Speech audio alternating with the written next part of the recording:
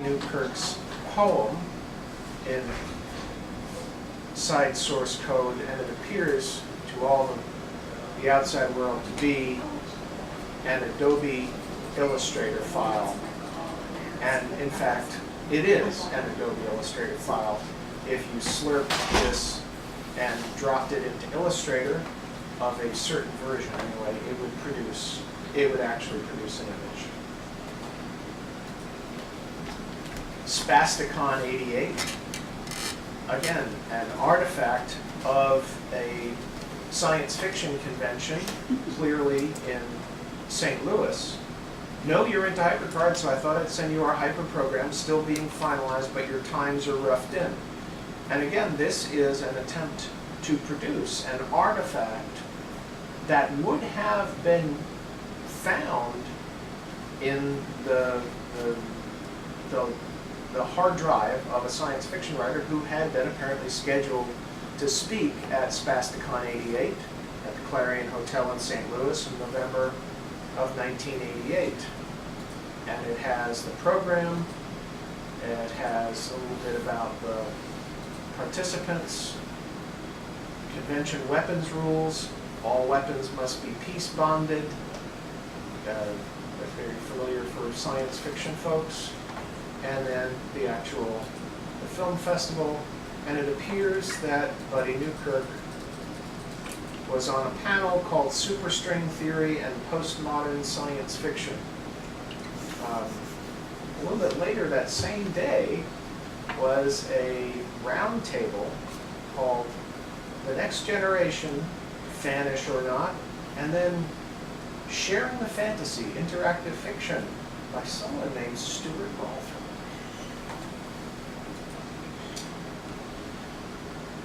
There's what appears to be a commercial stack called Hyper Earth. And again, it's hard to remember now what things were like back in the late 80s, but the idea of producing a hypertext interactive environment in which you could navigate all the way down from the globe to a country, to a region, to a town, to a street, and then actually into what I called, in eerily prescient terms, street view.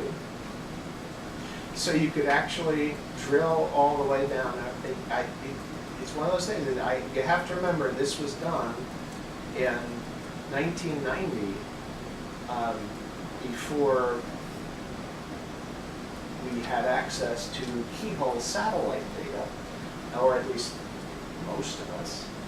So this was something that was anticipated.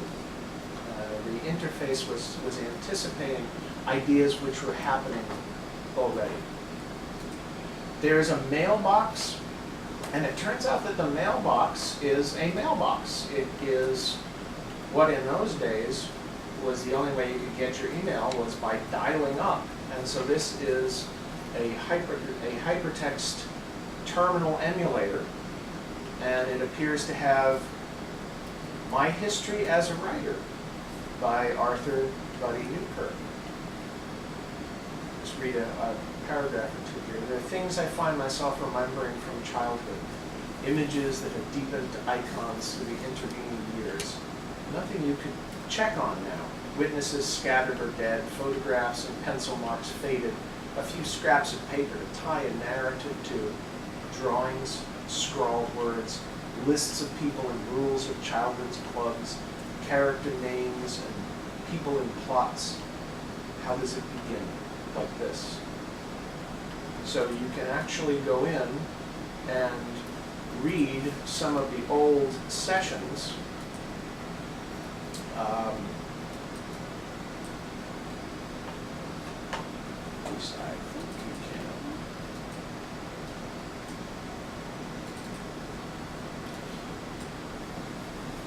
That's how you know this is a real traversal, because every once in a while the machine stops. There we go. This is Newkirk. In those days, the ID .txt file, what we would now call a SIG line, the resume of the 1990s. Who am I this time? Arthur Newkirk, call me Buddy, a 31-year-old science fiction writer and writing teacher from Rhode Island.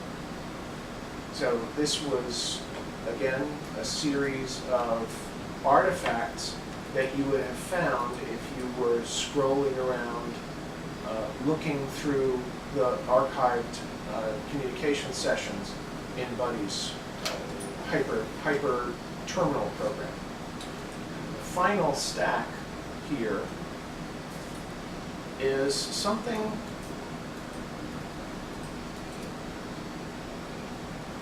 this is one called ESW, the Journal of Cultural Semantics, featuring an article about the story of Emily and the Time Machine by a professor named Jerome Brentano.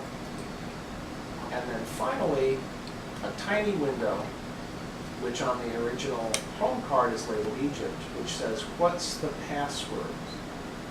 And we don't know what the password is because we haven't looked at the place where we can find that password, which is a completely separate stack called Riddle. And this one is Uncle Buddy's Letter Fun. So clearly, Newkirk is having a bit of play here. In order to get into Egypt, you need to answer the riddle of a putative sphinx. Descramble the words to yield those letters in the circled boxes. Now unscramble those letters for a surprise answer. What you might need to be a comedian in ancient Egypt, and if you do the work of unscrambling, the answer is America. I'll wait for the light. And that brings us to something that looks at first blush like the home card in the funhouse, and yet things are a little different. This is now Auntie M's Haunt House. The name is different, and the names, the links on the locations on the card are different. Instead of the writer's brain, it's the writer's pain. Coracle instead of oracle. Decortication area of the schizons instead of fictionary of the bezoids. So we're now in a different place. If we click on Auntie M's Haunt House, it says, if you're assuming this, we must suppose that you're reading. This is halfway between borrowed text and something else. Perhaps you haven't dismembered will yet. You? Perhaps never. Yes, you mean I do. But play along with me for now. Pop a person in your walk tape. Screen through a few clicks. Come on. Disbelieve for a moment. Suspense. You're scamming that this is some kind of commercial think focus. How could anything have anything to do with me? Or worse yet, what if some computer game is actually forcing you to be pseudo-relevant? Or if you're a pirated friend from a game. This is not. This was never. Imagine, if you will, having a message, and you might even know who that person is, or they will, or have, or who exists, but you do know some person would be things about what if they did exist. You think they might be reading this? Interesting. At least one must assume. Won't they? Buddy. P.S. Believe nothing, at least temporarily. Believe everything permanently. We are clearly in a mirror world at this point. And if we click into some of these, we will find that instead of memories of creation, the first card is now creatures of memes. The desktop with icons has become dead stop with Sonic. And instead of the reptiles, the cassette in the image is now the repressed. 1992, and with him came the terror, the very child of eccentricity, adhering to the unmediated,